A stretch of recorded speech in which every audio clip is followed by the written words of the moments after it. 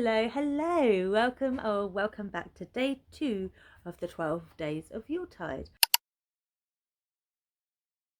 Today we're going to go through my top 10 horror reads of 2024 in no particular order. I'm testing out my new headphones today. Everyone's in the house and it's rather noisy with the children. So I have my top 10 in no particular order, and then I have one honourable mention, which is a graphic novel. So we'll start with that. I read volume 1 of The Nice House on the Lake, which comprised of comics 1 to 6 of this series. This was such a crazy story. It follows a small group of people who have been invited to a lake house by their friend Walter. They all know him through different means, and for a lot of them it's the first time they've actually met. So some of them have even known him since childhood, but yet everyone feels like they don't really know Walter. Like they've only really scraped the surface of Walter. And so they all get invited to this lake house. It's just before New Year, I believe, and it's a private house. There's no one in sight for miles around, and they notice that it's very well stocked of things. Everything seems to be going swimmingly until Walter arrives and informs them that none of them are allowed to leave, and that the world is about to end, and he has chosen them to keep them safe. Obviously they all think the Walter is absolutely balmy. However, they then start to compare stories they know about him and begin to wonder if he's even human. It was great. As far as I can see, there's only 2 volumes. I have the second volume lined up to read on my KU, so that will be a soon read, and I think it ends at just 2 volumes, which is disappointing. It does happen quite a lot with graphic novels. There's one particular series, The Witches, which is fantastic. I say a series, only 1 volume has ever come out and it's just not spoken about anymore, so it looks as though they're not going to do the next volume. And this is just something that is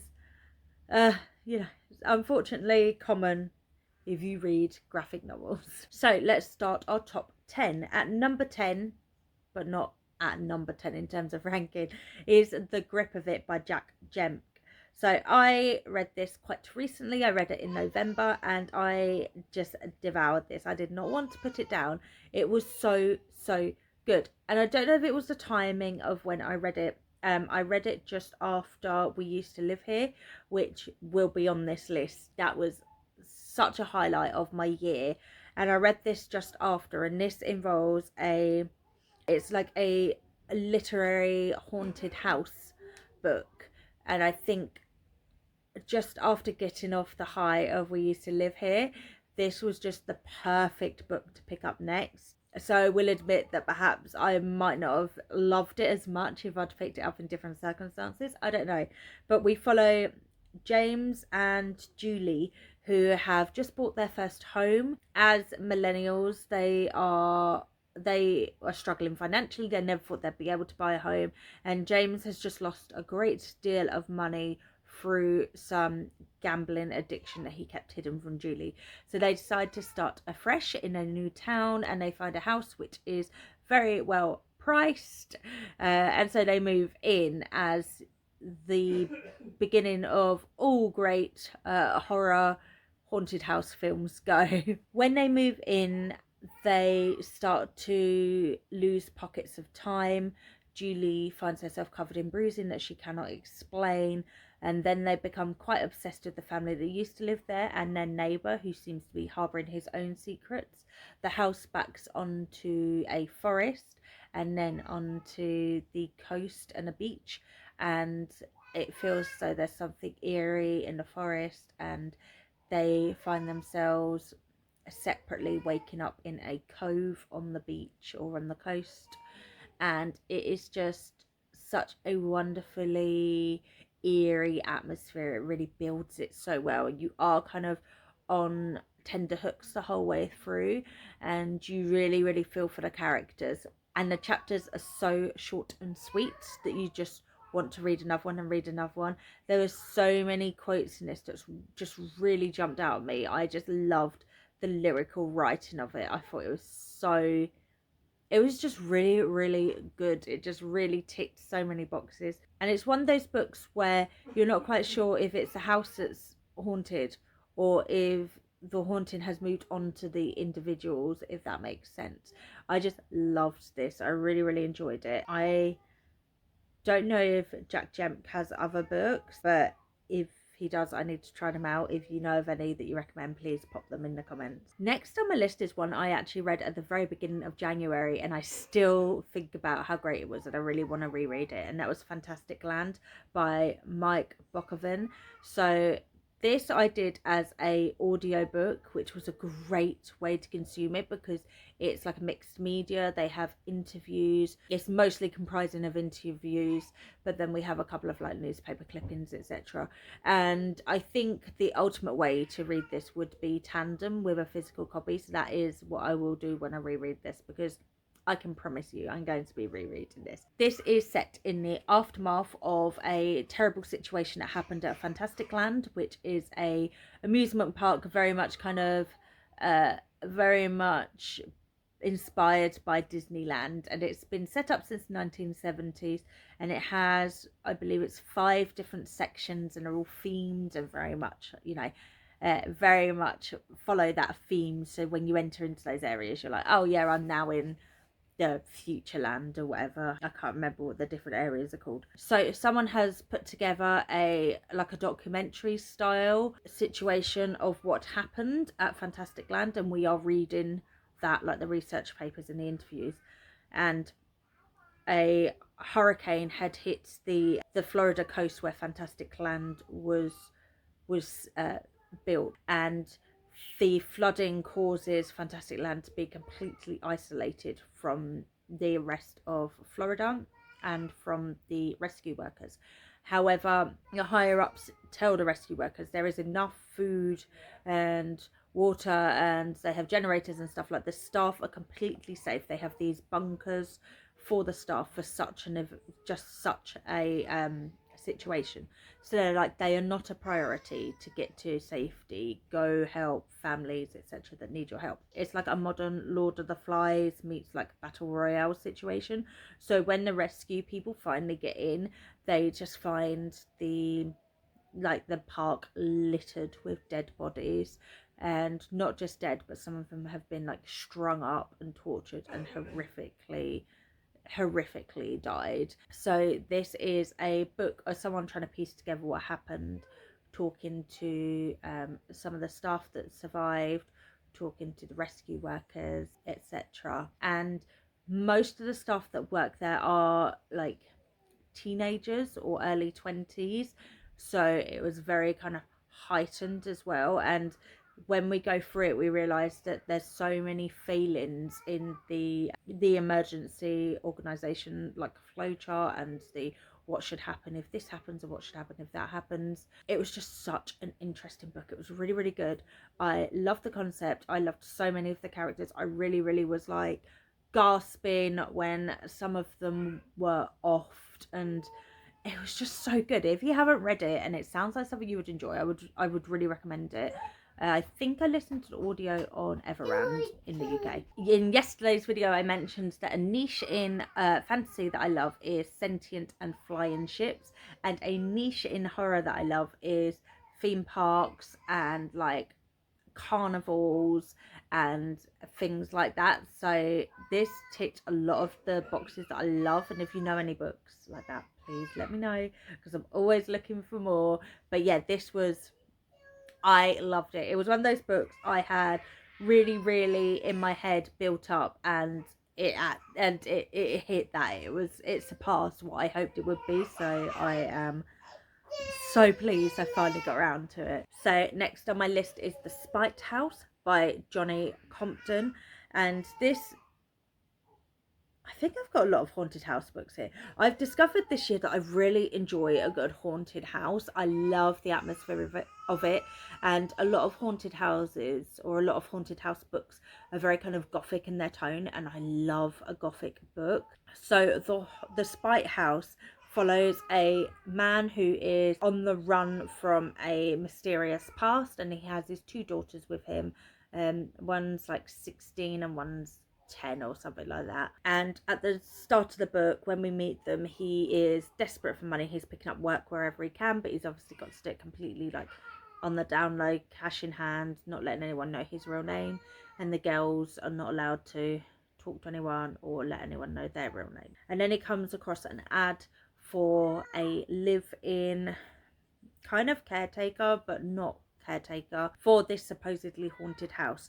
And the wealthy lady that owns it and basically owns the town in which it sits. Her family have owned the house for a very long time, and has been paying people to live there and collect evidence of a haunting. So she wants them to keep a diary of the haunting things that happen there. And Eric sees it, the money's fantastic, and it's somewhere that they could live as well. So he goes for an interview for this job, and she picks him. She also keeps to herself what has happened to some of the people that she hired previously, including someone who was there with a child or with children. She keeps all that to herself, and from the very moment they walk into that house, they start seeing or like experiencing paranormal things. And that was so cool, because usually it builds up and builds up over time, but with this one they went straight into it. And he is like, do you know what, it's fine, we're just gonna go for it because we need the money and this is somewhere we can live. So yeah, it was just really, really good. The atmosphere was fantastic in it. I honestly could not recommend this enough.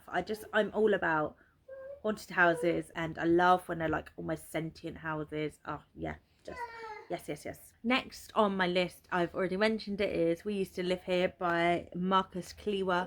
So this is where to start with this.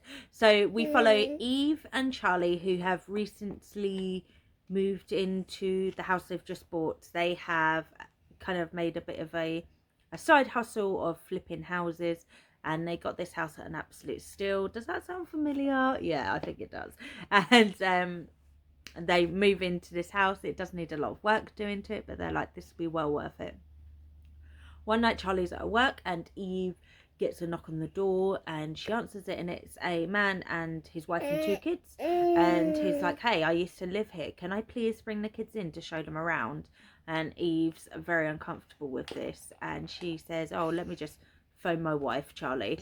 But Charlie doesn't answer. So Eve, in her socially awkward, introverted way, is like, yeah, okay, I guess you can come in and have a look around. And whilst they're looking around, their daughter decides to play hide and seek. The mum and dad don't seem too particularly bothered by this, and the dad's like, hey, if we just ignore her, she'll eventually come out. So they end up staying for dinner, and then a storm happens and they have to stay longer.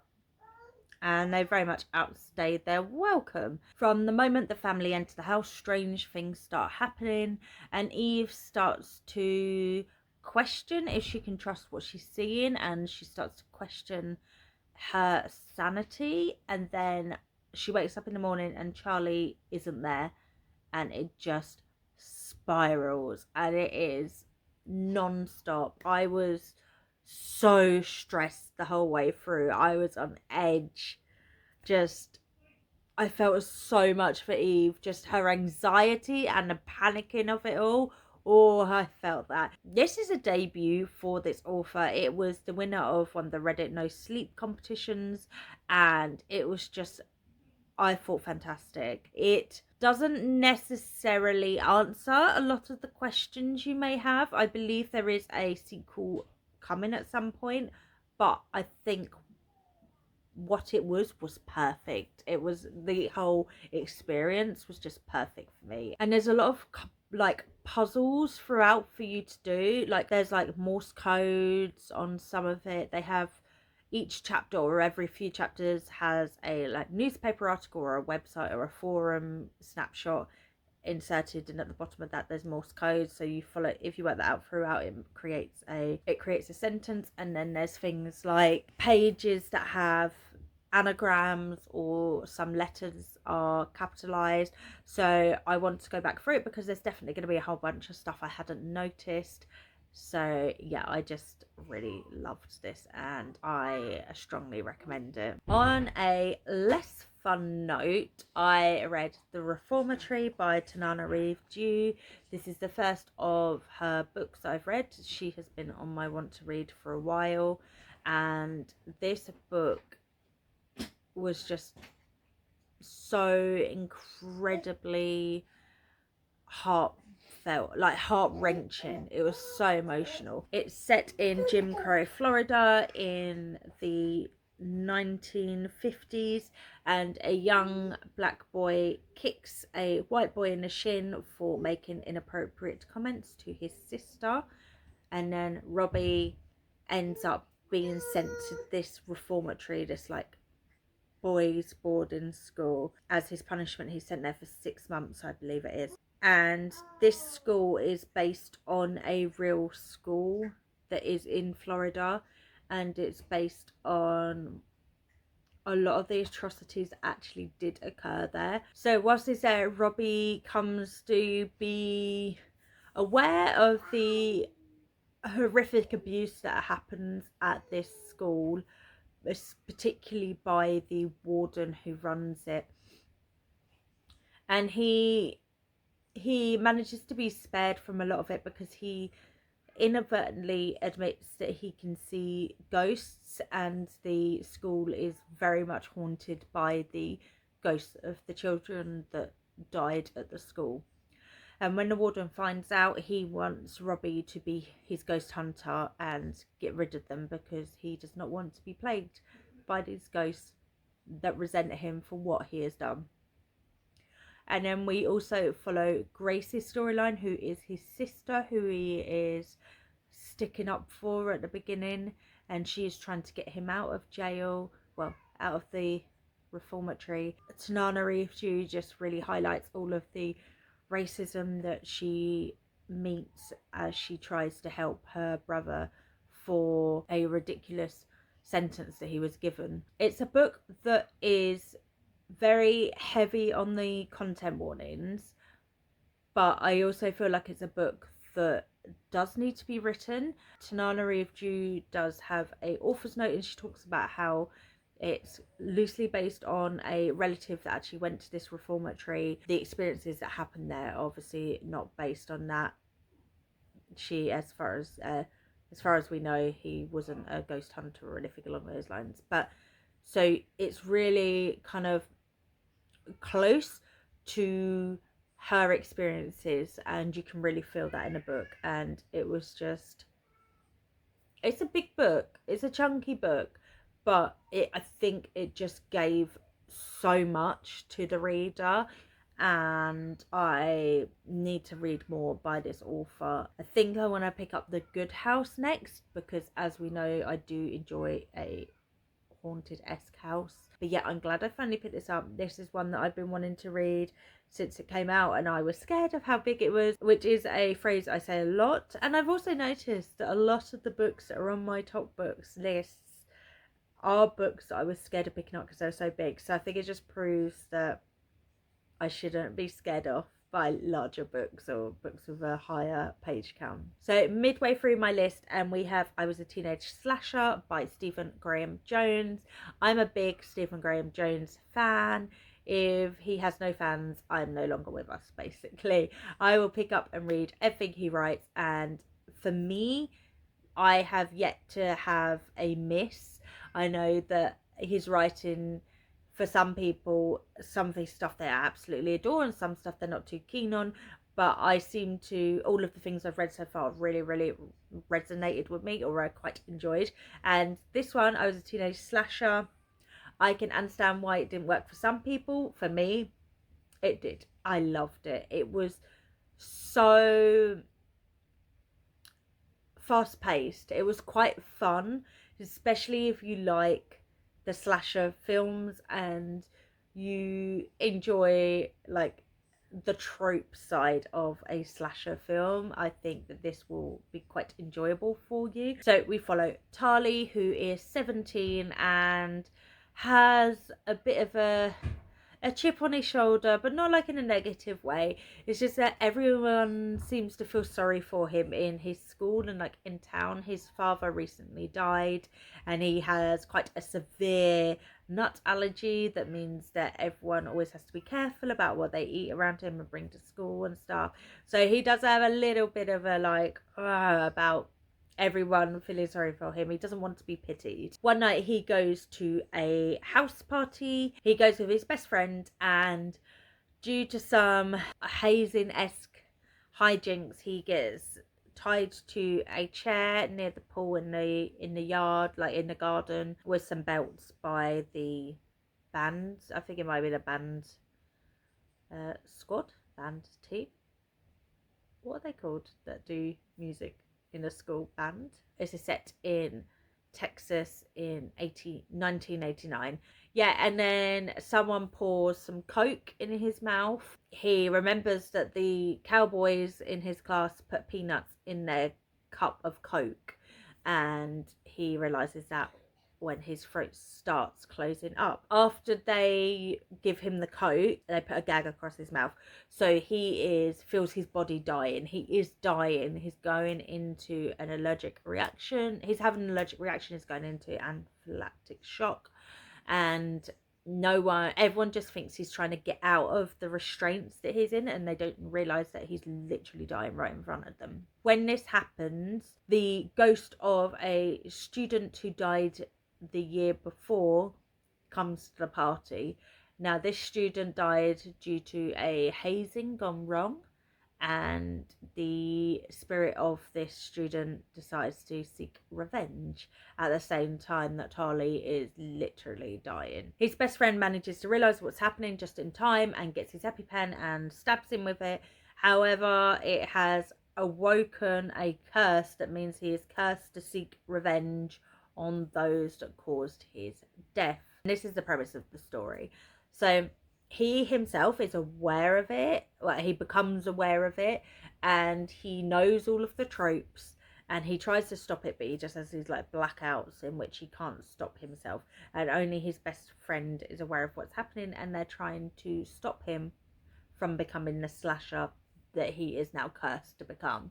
It is such a weird book, but I really, really enjoyed it. I read it not long after I watched a film called In a Violent Nature, which follows the slasher in a film, and he is cursed. And it very much gave me kind of similar vibes, but it was more, I was a teenage slasher, it's more on the comedic side than In a Violent Nature. I just really enjoy a different take on the slasher genre. As a big slasher fan, I know that it can fall into those tropes that have been used previously, or it can sometimes feel like there's nothing fresh or new being offered, but this definitely did it. So yeah, I really enjoyed this. Camp Damascus by Chuck Tingle was another book that I absolutely loved this year, and I cannot wait to pick up his most recent book, Bury Your Gaze. So this follows a young girl in Montana, in a small town that is very Christian and like God-fearing. The town is also known for Camp Damascus, which is a gay conversion camp,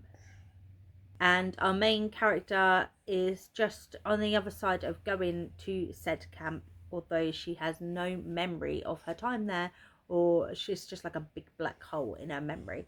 All she knows is that every time she thinks about girls, she starts seeing demons, monsters, and she finds her way back at the camp to try and work out what happened. The kind of creature aspect of this book was so creepy and so good, and the book as a whole, whilst it was quite on the nose, I think it did it really well. It was very enjoyable, it was horrific, it was very well paced, and it was the first book of Chuck Tingle that has been taken that is more like literary, and I'm very excited to see what else he does outside of the kind of comedic erotica side of literature. So yeah, I enjoyed this. It was a great book, and I think it'd be a really good summer read. It just captures the essence really, really well. Number 7 on my top 10, or number 3 if we're counting down, I can't remember what way I was doing it, is She Is a Haunting by Trang Tian Tran, and this is a queer YA horror book. So we follow Jade, who is Vietnamese but has grown up in America, and she has always struggled as she feels like she's not quite Vietnamese enough and not quite American enough to fit in anywhere. She's also quite closeted in her sexuality, so she does feel a bit kind of afloat in terms of who she is. In the summer before college, her estranged father, who left her mum and moved back to Vietnam, asks her to come and help him build a website for a French colonial house he has bought, and he will pay for her college, like year or term or something along those lines. And so she decides she has no choice but to go. She takes her younger sister, who is about 14, who doesn't quite remember her dad, so she doesn't have as much animosity towards him as Jade's does. And they decide to go to Vietnam for 5 weeks during the summer break. However, whilst there, she starts to experience things that are not quite normal. She's waking up in the morning feeling like something's been scratching in her throat. She wakes up one morning to a message on the mirrors telling her not to eat, and she is quite convinced that the house is haunted. She talks to her dad and her little sister about this. Neither of them believe her, so she decides to set up some fake haunting things throughout the house to get them to believe her. This backfires by instead almost encouraging the entity to become more vocal and violent. And this was such a eerie book that was full of atmosphere, and I love an atmospheric horror book. It was quite gothic in vibe. I think this was a debut for this author. I have an arc for their new book coming out next year, which is called They Bloom at Night. The covers for this author's books are stunning, and I think this is just going to be an auto read author for me based on one book. So that is how much I loved this. The penultimate book is My Darling Dreadful Thing by Johanna van Veen. So this is a Gothic Victorian, all those buzzwords I love. This is a Gothic Victorian set book, and we follow Ruse, who is a young girl who has a spirit companion, and she is being used by the woman that owns her, who she has to call mother, to carry out fake seances for wealthy clients. She hates doing it. She hates the feeling of being a con woman, but she is owned by mother and she doesn't have many other options. Ruth, who is her spirit companion, has been with her since she was a child, and she is Ruse's best friend. They share everything, and Ruse does give control of herself to Ruth when occasions are hard or when the fake seances are happening. One day a widower comes in, Agnes, who wants to try and speak with her recently deceased husband, and she is quite impressed with Ruse and buys Ruse from mother. So Ruse finds herself being taken to this very wealthy estate that Agnes has inherited, and then Ruse discovers that Agnes has more knowledge of spirit companions than she initially thought. There is a murder that happens at the house, and this is amidst Agnes and Ruse struggling to deny the feelings they feel for each other, and they also both have a history of feminine hysterics, for lack of a better word, as we are in Victorian times. And so Ruse starts to question what is reality and who she can trust. This was gothic. It was eerie. The atmosphere was there was a house that you were not quite sure if the house had a dark spirit in it or anything like that. It was gay. It was everything I could possibly love in a book, and it ticked all the boxes. Oh, and a Victorian woman having hysteria. Everything I love in a book. So it was guaranteed to be on this list from the moment I read it. Oh, and we did it. We did it, friends. We're on the last book. And did someone mention Victorian time period with a woman that's been medically diagnosed with hysteria? Because have I got another book for you. I read The Spirit Bears Its Teeth. I actually went through all of Andrew Joseph White's books so far and loved them all. But The Spirit Bears Its Teeth just really got my heart. I don't know, it must probably the setting, but I loved it. So we follow Silas, who is a violet-eyed child in this Victorian era, in this alternate universe in which violet-eyed children or violet-eyed people are considered to be closer to the veil, which is where the spirits are, and they are held in very high regard. So particularly violet-eyed women or young girls are sold off very highly to be wives because they are wonderful trophies. Silas is 16 years old and he knows that his passion lies in the medical field. He has been learning medicine under the alias of Silas.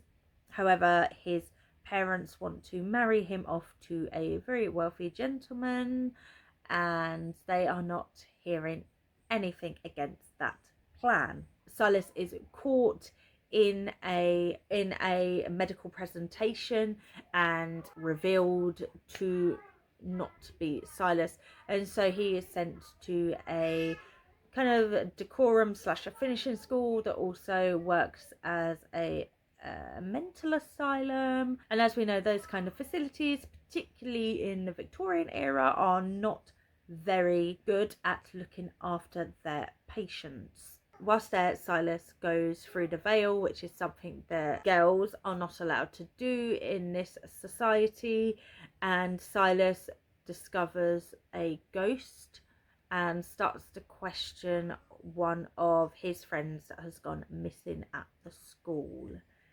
He unearths a lot of secrets and a lot of inappropriateness that happens within the facility, and it was just so beautifully written. Andrew Joseph White writes about trans characters, he writes about autistic characters in all of his books, and he writes them so well. Silas has these conversations that really struck a chord with me. There's a part where Silas talks about what it's like to have a womb when you are a man, and his description of having a womb and how alien it feels, and then the idea of pregnancy and giving birth really hit me. I remember feeling those ways when I was younger, and it's just I could really agree with what Silas was thinking, and I could remember being in my late teens, my early 20s, and feeling that way about my very own womb. So yeah, it was such a emotional read in a way that I did not expect. I thought it was just going to be a kind of horror romp, and it turned out to be a lot more emotional, and I loved it. I absolutely loved it. I recommend all of Andrew Joseph White's works, and this one in particular was my favourite, I think, that I read this year. So there we have it. They are the top 10 horror books and one honorary mention that I read in 2024. It was really hard to whittle these down, I will admit. What did you think of this list? Have you read any of them? Is there any that I missed and I should be picking up in 2025? Let me know in the comments, and I will see you tomorrow for my top romantasy reads of 2024. So make sure to subscribe, like, and consider ringing a bell so you'll be notified when I upload that. Thank you, friends. Bye.